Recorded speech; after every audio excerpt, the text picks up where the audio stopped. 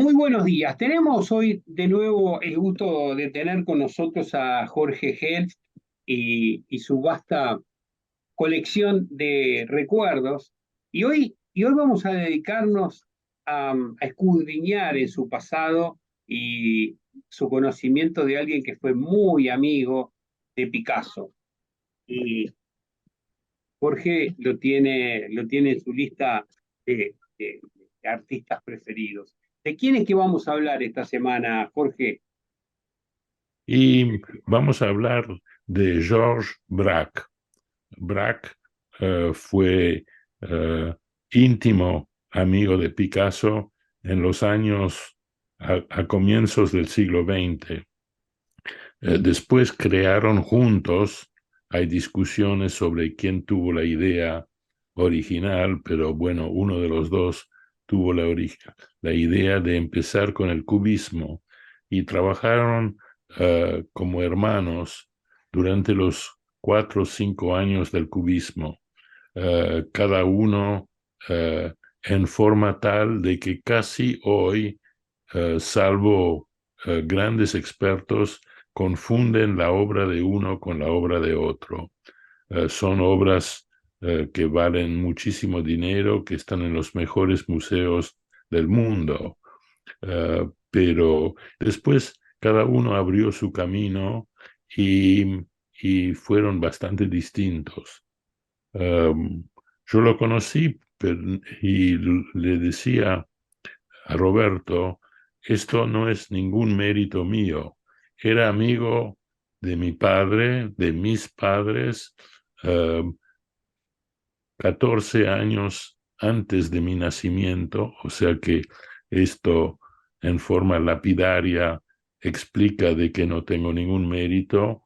Eh, Papá le había encargado pinturas para decorar o para eh, colgar en el comedor de lo que fue la casa de mis padres, la casa en la cual yo nací, la casa que nos robaron en la policía francesa por orden de los nazis en el comienzo de la guerra, de la Segunda Guerra Mundial, y que luego, después de la victoria aliada, papá recuperó e inmediatamente vendió, jurando de que no quería volver a vivir en París.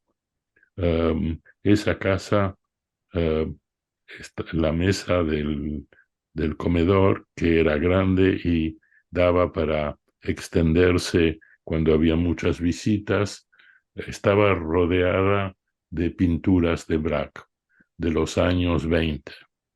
Y también, por otra casualidad de la vida, Braque estaba representado desde el año 20 por mi tío, Paul Rosenberg, junto con Picasso, junto con Léger y más tarde con Matisse.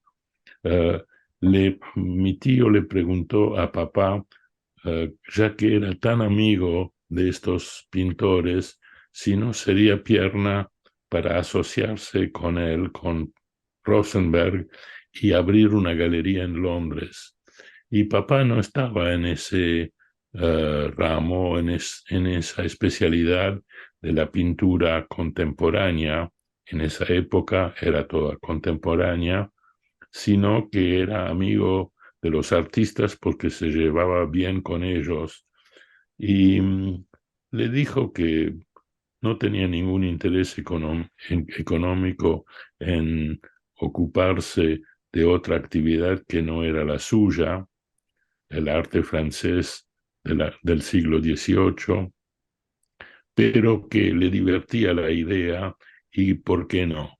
Y la galería existió eh, desde el año 1933 hasta el año 1939, cuando tuvo que cerrar por la guerra que empezaba.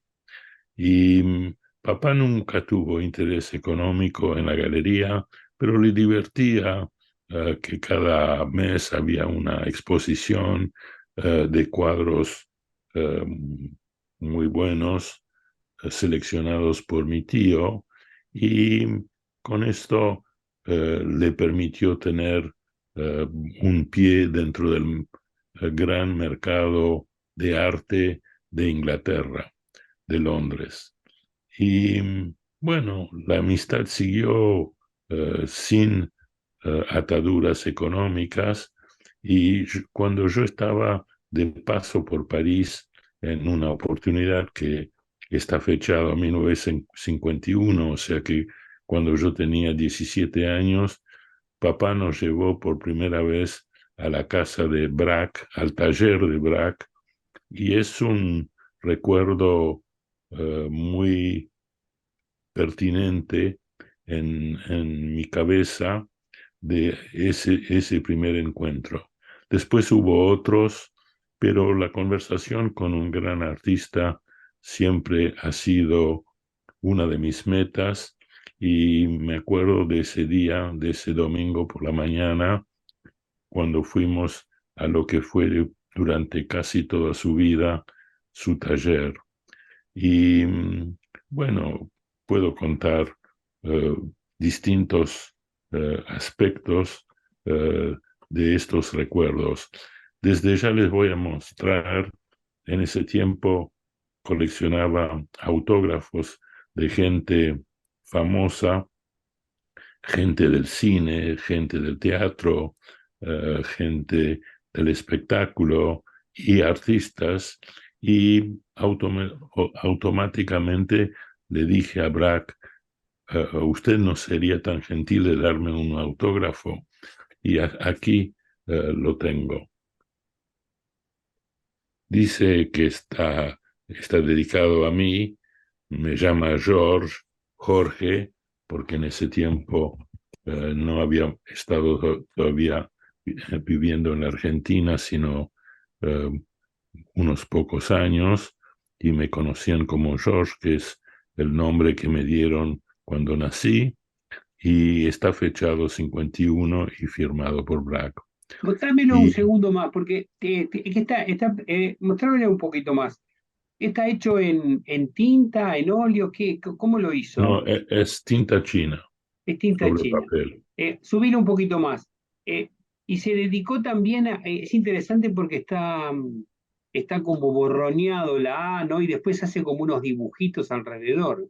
Sí, esto es como para darle un poco un aire de que era una pintura y no un simple autógrafo. Claro. Y eh, yo me acuerdo de que el taller era muy alto, con eh, el techo de vidrio, eh, con el cual se veía el cielo y tenía luz natural durante todo el día. Y colgado de un piolín muy arriba, colgado de una viga de metal, de la estructura del taller, había un jarrón de cerámica negra. Y le pregunté, eh, ¿por qué tiene eh, esa cerámica, ese jarrón negro colgado a esa altura? Y se rió y me dijo, mira, hay una escalera eh, con rueditas, correla debajo de la cerámica esa, y subí a la escalera y mira un poco qué vas a encontrar ahí, porque te va, te va a contestar tu pregunta. Y yo, muy intrigado, era una cosa muy curiosa, vi la escalera, una escalera alta de metal, la corrí hasta debajo de la cerámica y me subí a la escalera. La escalera tenía un freno para que no se mueva, para que no ofrezca riesgo de caída. Y cuando llegué arriba, toqué la cerámica y era un papel negro. No tenía forma, no tenía tercera dimensión, sino que estaba cortado en forma un poco ambigua, no estaba redonda del todo, pero desde abajo daba la sensación absoluta de calidad de una cerámica y de un redondo perfecto. Y, y bueno, eso contestó mi pregunta. Era la mano del artista creando una, una falsa eh, eh, idea de lo que podía ser el material y su forma. Y bueno, era una lección de lo que pueden los artistas cuando ven más allá de la realidad. ¿Y qué estaba Así pintando en ese que momento? ¿Qué había en el taller? ¿Te acordás? ¿Qué tipo de obra había? había pintura por todos lados. En esa época eran los años 50, ya estaba, ya tenía 80 años, no, 70 años, y, y estaba haciendo pinturas de naturalezas muertas y algunos paisajes. Y no era una época que me interesaba artísticamente, era como una vuelta hacia atrás. Eh, Él había sido boxeador de joven, era un hombre grande, más bien fuerte. Eh, Uno veía un poco los antecedentes de un boxeador. Eh, Sumamente cálido, sumamente gentil, eh, contestando a todas las preguntas y era muy amigo de papá. ¿Qué pasó con con todas las obras que estaban en tu casa cuando la policía francesa colaboracionista te roba la casa? Todo lo que era en la casa, en el tercer piso, pero también toda la mercadería, lo que papá y mi otro tío vendían durante más de 20 años, fue robada por orden de no se sabe quién. Había sido empaquetada en los primeros días de la guerra por papá y depositada en lo de a nombre de la embajadora de Estados Unidos en Francia, que lo hizo por gentileza. Lo que ignoraba esta señora, que después tuvo que irse cuando Estados Unidos entró en la guerra en el 41, en el diciembre del 41, ya la guerra ya había empezado 1 año y 3 meses antes, era que él mismo era un espía nazi, y denunció de que esta señora había ayudado a una familia judía a esconder bienes. Estos bienes fueron hacia Alemania, se pudo tener la comprobación escrita del tren en el cual fueron embarcados en París, en una estación donde solo van mercaderías, no van pasajeros, y de ahí en más nunca más se supo. Papá invirtió más de 30 años buscando rastros. Él tenía conocimientos tan profundos que cualquier cosita que hubiera aparecido, él la hubiera podido identificar, pero nunca apareció nada. Se paseó por toda Francia, por Bélgica, Holanda, todo Alemania hasta la Cortina de Hierro, toda Austria, y nunca encontró nada. Estamos hablando de las cerámicas del siglo XVIII, ¿no? No, no, de la La cerámica no. porcelana. Papá se ocupaba, sí, papá se ocupaba ante todo de platería francesa del siglo XVIII, cuando en en esa época, por decreto del rey de Francia, la eh, platería, la orfebrería, estaba considerado como un arte mayor, al igual que la pintura, y estaba todo muy, muy documentado, una documentación complejísima que papá dominaba mejor que nadie, y que fue su éxito durante toda su vida, de poder identificar objetos desde cubiertos hasta platos y hasta piezas enormes de decoración que se ponían en los centros de las mesas reales o de la realeza. Y, y bueno, de haber encontrado alguna obra que eh, él había tenido entre manos para revender, la hubiera identificado enseguida, pero nunca surgió nada. Y a esto también incluye las obras pictóricas que estaban en tu casa.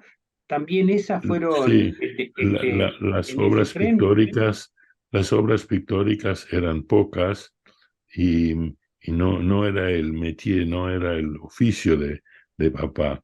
Lo tenía porque era amigo de los artistas.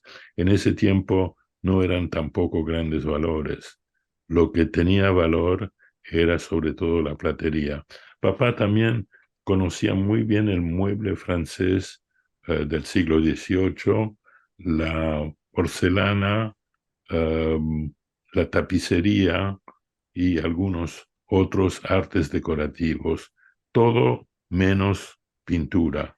Eh, para pintura tenía un colega, un competidor, y si alguien venía y ofrecía para la venta una pintura, le mandaba al colega eh, para que él haga su negocio o no con esa persona. Y de la misma forma, el experto en pintura, si alguien le traía platería, lo llamaba papá y le trasladaba el negocio. Jorge, hay una parte ahí que me perdí. Él empaqueta toda esa mercadería y la pone a nombre de esta embajadora. Sí, Eh, lo de la espía, no lo entendí. el secretario privado de la embajadora era un espía Ah, nazi. Y él enseguida, por supuesto, estaba al tanto de todo. Ella le tenía confianza, era el secretario, el hombre de confianza, que entraba eh, todos los días del año, entraba en la embajada, ahí pescaba todo, escuchaba todo y lo trasladaba al régimen nazi. y fue por ahí que entienden ustedes que desaparece este cargamento de antigüedades. Y enseguida, la embajadora no quiso hacer un escándalo político. Estados Unidos había declarado en diciembre, después del ataque de los japoneses en Pearl Harbor, habían declarado la guerra contra el eje, tanto contra Japón como contra Alemania e Italia, y los embajadores tuvieron que volver a Estados Unidos y sus bienes fueron eh, robados, fueron incautados por la policía francesa que actuaba bajo las órdenes de los nazis, de los ocupantes. Esta oficina de la Interpol de obra robada que existe hace algunos años, ¿también se ocupa de este tipo de hechos? Muchísimo. Están al tanto. El legajo Helft, que está ahí, del cual hay copias hoy en día en los distintos archivos oficiales franceses, eh, el archivo de papá creo que tiene 2000 páginas, cada una con una foto de la obra, porque esto no eran obras de la casa, eran mercadería, eran obras de una galería especializada y por lo tanto estaban fotografiadas, descriptas, dónde se habían comprado, cuánto se habían pagado, en fin, cada cucharita o eh, una pieza decorativa de enorme valor estaba fotografiada bajo varios ángulos y perfectamente identificada. O sea que cualquier, cualquier comerciante que hoy tenga en manos algo de esto y que Interpol lo detecte, lo tiene formal. Sí, sí, pero han pasado más de 50 años o más de 70 años y nunca apareció nada. Y hoy en día, con las generaciones que van sucediéndose, eh, es muy difícil. Si aparece algo muy grande, muy típico, eh, yo voy a tener la notificación, pero otro que esto, si son cosas más corrientes como juegos de platos o juegos de cubiertos, yo no estoy con los conocimientos como para reconocerlos. Y el día que yo me muera, menos todavía. Jorge, qué interesante esta historia, cómo deviene Sí, un cuento deviene a otro, ¿no? es un capítulo de la historia reciente en el sentido que yo la viví, que me ha interesado mucho por razones obvias y hay de todo. Hay mucho que se encontró, hay mucho que la mayor parte desapareció y nunca se supo dónde ni dónde. El gobierno francés se lavó las manos y tuvo una posición muy ambigua durante 50 años. La única sugerencia que ellos daban a los damnificados era probablemente fueron llevados sus bienes a cerca de Berlín y ahí los rusos, si no fueron los bienes no desaparecieron, no fueron bombardeados, no fueron fundidos en el caso de plata pura, eh, deben estar en Rusia. Vaya a buscar ahí si quiere. Y, y nunca se siguió ese consejo. Todo lo que los rusos han revendido se analizó, no solamente nosotros, sino las entidades eh, muy especializadas que se crearon en la posguerra para tratar de encontrar bienes robados. En el caso de los cuadros es mucho más fácil porque cuadro con un tema y teniendo la foto hay uno solo, mientras que platería, los plateros hacían un juego, podían tener, por ejemplo, un juego de cubiertos podía tener para 48 personas, y esto con el tiempo se había subdividido en de a 6 o de a 12 para venderlos, y, y siempre podía ser el argumento, no es el suyo, sino es igual al suyo, pero es de otra procedencia. Han habido muchos juicios. Yo mismo participé y le hice un juicio a la Casa Christie que se negó en un momento de darme información por razones comerciales y no acepté el tema y fui a un abogado y les hice un juicio y casi inmediatamente gané el juicio y en ese momento me dieron la prueba absoluta que papá había vendido estas obras en 1933, o sea, mucho antes del nazismo. Interesante, ¿eh? Interesante. Bueno, Jorge, te dejo tranquilo. Vamos a cerrar por hoy con estas historias de tu vida y de este recuerdo que te quedó de Braque. Qué hermoso cuadrito que hiciste ahí con eso. Hermoso. Eh, Muchas gracias, Jorge. Nos vemos la semana que viene. El cuadrito está siempre en mi escritorio y bueno, gracias a ti por esta audición y a tu disposición para otra la semana próxima. Chao, gracias.